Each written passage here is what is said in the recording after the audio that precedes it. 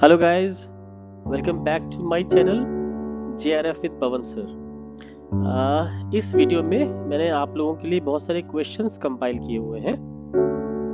जो है आपका टॉपिक है theory of consumers behaviour micro economics. आप इसमें देख सकते हो, स्लाइड में लिखा हुआ है ये। एंड मैंने इसमें अभी सिर्फ और सिर्फ न्यूमेरिकल पोर्शन मैंने डाला है। हर एक 2006 ऑनवर्ड जितने भी आए हुए क्वेश्चंस हैं इसमें न्यूमेरिकल क्वेश्चंस, जैसे कि आप देखो ये जैसे क्वेश्चन है। तो जो टॉपिक्स इसमें आएंगे आपके इलास्टिसिटी हो गया, यूटिलिटी, कंज्यूमर सरप्लस, है ना, इस तरह के सारे टॉपिक्स इसमें कवर हो रहे हैं। मतलब बेसिकली जो भी क्वेश्चन उन्होंने पूछे हैं आज तक वो मैंने आपको इसमें कंपाइल कर दिए हैं और मैं आपको इनका सॉल्यूशन भी दूंगा सभी का।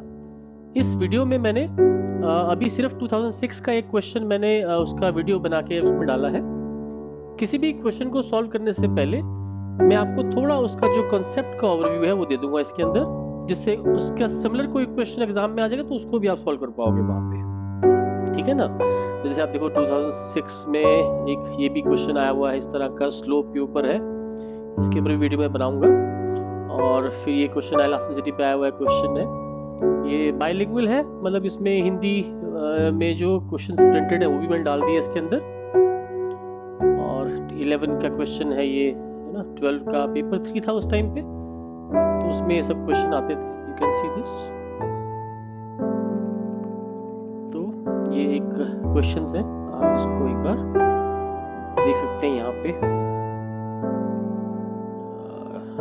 ये क्वेश्चन है एक सरप्लस के ऊपर है। कुछ साल एक आधा क्वेश्चन गलत भी था, तो वो भी इसमें मैं आपको बता दूंगा कि क्या गलती है क्वेश्चन के अंदर। ये क्वेश्चन है।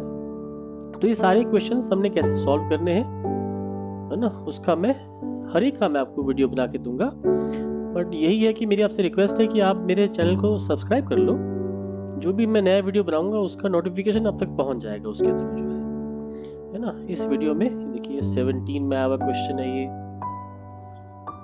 देखो ऐसे क्वेश्चंस हर साल आते हैं और जरूर आते हैं ऐसे क्वेश्चंस जो है। तो इस यूनिट में से आपको अगर समझो कि 2 न्यूमेरिकल भी वहां पे मिल गए आपको इस तरह के, तो 100 में से 98 बचेंगे फिर क्वेश्चन जो आपने और सॉल्व करने हैं। और दिसंबर तक मुझे उम्मीद है जितने भी मेरे वीडियोस होंगे वो आपके 35 तक क्वेश्चंस तो करवा ही देंगे इस तरह के, चाहे न्यूमेरिकल्स हो चाहे और किसी, क्योंकि हम सिर्फ माइक्रो कवर नहीं करेंगे, हम मैक्रो भी कवर करेंगे, हम ग्रोथ मॉडल्स भी कवर करेंगे, हम इकोनोमेट्रिक्स भी कवर करेंगे। जितने भी टॉपिक्स हम मैक्सिमम कवर कर पाएंगे सब हम इसमें कवर कर लेंगे।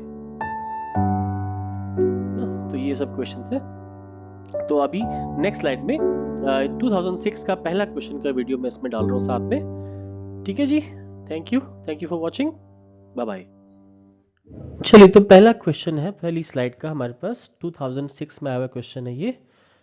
Which of the following stands for arc elasticity जो है। देखो इलास्टिसिटी के ऊपर डिटेल्ड आपको जो एक्सप्लेनेशन चाहिए तो आप मेरा जो पूरा वीडियो है इसके ऊपर आप वो देखिए। उसके लिए आप चैनल को एक बार सब्सक्राइब कर लो ताकि जो भी कोई वीडियो मैं बनाता हूँ वो आपके पास उसकी नोटिफिकेशन आ जाएगा। तो आर्क इलास्टिसिटी और एक होती है हमारे पास पॉइंट इलास्टिसिटी। इन दोनों में डिफरेंस क्या है आप पहले ये समझ लो थोड़ा सा, और फिर मैं फटाफट से इस क्वेश्चन को सॉल्व कर देता हूँ यहाँ पे, है ना। देखो पॉइंट इलास्टिसिटी में सिंपल आपने फॉर्मूला पढ़ा हुआ है कि डिमांड जो है percentage change in quantity upon percentage change in price. But इस फॉर्मूला के अंदर जो प्रॉब्लम आती है हमारे को, जब हम परसेंटेज फाइंड करते हैं तो हम कैसे करते हैं। जैसे मान लो मैं कहता हूँ कि मुझे परसेंटेज चेंज इन क्वांटिटी चाहिए, तो मैं लगाऊंगा फॉर्मूला कि new quantity minus initial quantity upon initial quantity multiplied by 100। तो यहाँ पे ये मेरे पास जो इनिशियल क्वांटिटी है मैं इसके रिस्पेक्ट में, सॉरी मैं इसको मैं यहाँ पे Q1 के रिस्पेक्ट में परसेंटेज चेंज निकाल रहा हूँ। तो अगर मैं इसको Q2 के रिस्पेक्ट में निकालूंगा इंस्टेड Q1 तो मेरा आंसर डिफरेंट आ जाएगा यहाँ पे। ऐसे ही जो परसेंटेज चेंज प्राइस का है उसमें भी हम जब परसेंटेज हम निकालते हैं तो विद रिस्पेक्ट टू इनिशियल हम निकालते हैं परसेंटेज। अगर आप इसको यहाँ पे इनिशियल की बजाय अगर आपको P2 के रिस्पेक्ट में निकालना हो तो आप फिर कैसे निकालेंगे, तो प्रॉब्लम आपके सामने आएगी। तो उस प्रॉब्लम का जो सॉल्यूशन हमारे पास वो इसमें है, हमारे पास आर्क इलास्टिसिटी में है ना।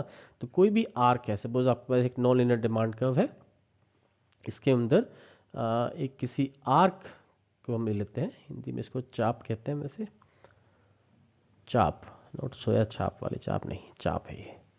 तो ये चाप है हमारे पास, ये दो पॉइंट्स आगे ए और बी है ना। तो इसमें अगर आपको फाइंड करनी है इलास्टिसिटी, तो हमारे पास जो फॉर्मूला है उसके लिए हम जो परसेंटेज निकालेंगे वो हम किसी भी इंडिविजुअल के रिस्पेक्ट में नहीं निकालेंगे, यानी कि ना Q1 के, ना Q2 के, ना P1 के, ना P2 के, रादर हम इनका एवरेज ले लेंगे अपॉन में, यानी कि हम मिड पॉइंट ले लेंगे। आर्क इलास्टिसिटी को हम मिड पॉइंट मेथड भी कहते हैं, एक ही बात है ये, this is called mid point method. तो हमारे पास अगर हमें परसेंटेज चेंज चाहिए क्वांटिटी का, तो हम क्या लिखेंगे, ऊपर तो आएगा हमारे पास Q2 माइनस Q1, अपॉन में हमारे पास आएगा एवरेज इन दोनों का, Q2 plus Q1 divide by 2, ऐसे पूरा, और सेम मल्टीप्लाइड बाय 100 होता है इधर जो है। ऐसे ही परसेंटेज चेंज आप निकालेंगे प्राइस का, तो वो आ जाएगा आपके पास P2 माइनस P1 अपॉन में इन दोनों का average, P2 plus P1 upon में 2 इंटू 100। तो इसको जब आप पुट करेंगे फॉर्मूला के अंदर, ईडी के फॉर्मूला के अंदर, तो ये बनेगा आपके पास, मैं यहाँ लिखता हूँ sorry, ED is equal to जो परसेंटेज चेंज है हमारे पास क्वांटिटी का, वो क्या आएगा, same Q2 minus Q1 upon में इनका एवरेज था Q2 प्लस Q1 अपॉन में 2 मल्टीप्लाइड बाय 100, और इस पूरे के अपॉन में यहाँ पे मैं लिख देता हूँ इसको डिफरेंट कलर के साथ, P2 माइनस P1 अपॉन में P2 plus P1 divide by 2 और multiplied by 100।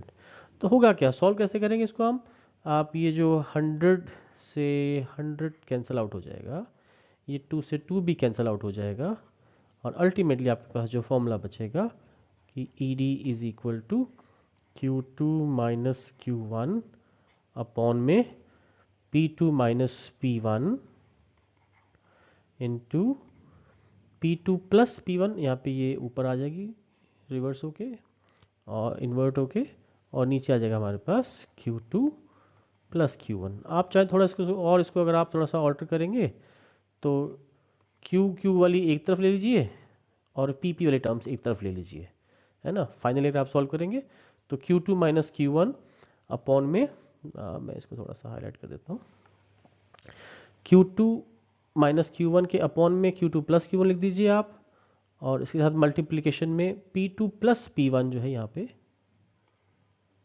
Sorry, P2 plus P1 के अपॉन में P2 माइनस P1 आप डाल दीजिए, तो आपके पास फॉर्मूला बन जाएगा। अब इनमें से कौन सा फॉर्मूला आपको लग रहा है कि फॉर्मूला हमारे पास है ना, तो देखो Q2 माइनस Q1 तो हो गया डेल्टा Q हो गया, ये तो Q2 माइनस Q1 हो गया हमारे पास डेल्टा Q अपॉन में delta P into P2 plus P1 minus Q2 minus Q2 plus Q1, ये फॉर्मूला। अब ये फॉर्मूला क्या आपको नज़र आ रहा है तो वो आपका आंसर है, अगर नहीं नज़र आ रहा तो फिर मतलब कि ये क्वेश्चन ही गलत है। तो हो सकता है कि हिंदी मीडियम में इन्होंने इसका ठीक वर्जन दे रखा हो। ये देखिए अब आप इसके अंदर, ये हिंदी वाला पेपर का पार्ट था, इसके अंदर ये मेरा ऑप्शन है, आई गेस ये रहा पहला वाला ऑप्शन ही है ना, delta Q upon delta P, ये दे रखा है इन्होंने, और इनटू लिखा हुआ है कीमतों का योग, यानी कि प्राइसेस का total P1 plus P2 upon में मात्राओं का योग, यानी कि Q1 प्लस Q2 दे रखा है इन्होंने आपको यहाँ पे। तो ये हो गया आपका फर्स्ट क्वेश्चन जो हमने किया आप यहाँ पे, ठीक है ना। तो नेक्स्ट क्वेश्चन के लिए हम नेक्स्ट